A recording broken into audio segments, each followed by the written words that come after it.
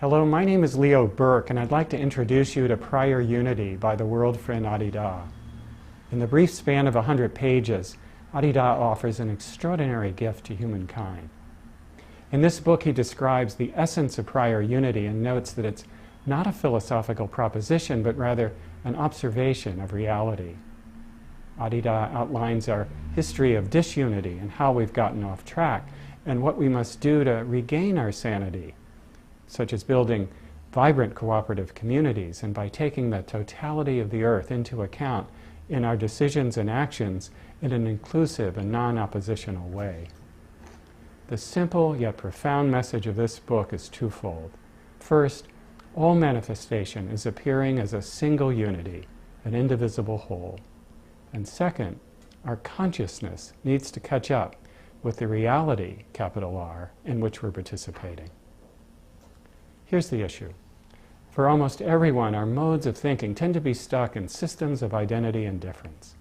In other words, I tend to identify with whatever it is, religious, political, racial, ethnic, national affiliations. Adida calls this tribalism.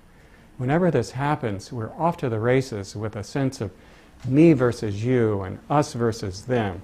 In other words, when we act and live out this drama of separation, we often have disastrous consequences.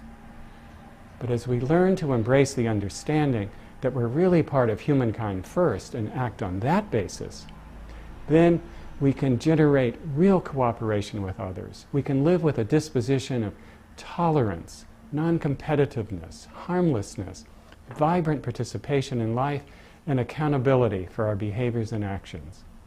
Adida calls this the working presumption of prior unity. If we do these things, we begin to live in a way that accords with the underlying physics of reality, and this opens up a whole new set of possibilities for humankind. The key to understanding Adida's message in this book is that it's not a case of trying to strive for or negotiate our way into some state of unity. When there's an operating sense of limited identity and separation, it's simply not possible to put Humpty Dumpty back together again. Rather, we must begin with the working presumption of prior unity. And this becomes the ground of all true and sustainable change, and indeed any true and sustainable civilization. I strongly encourage you to read this book. Thank you.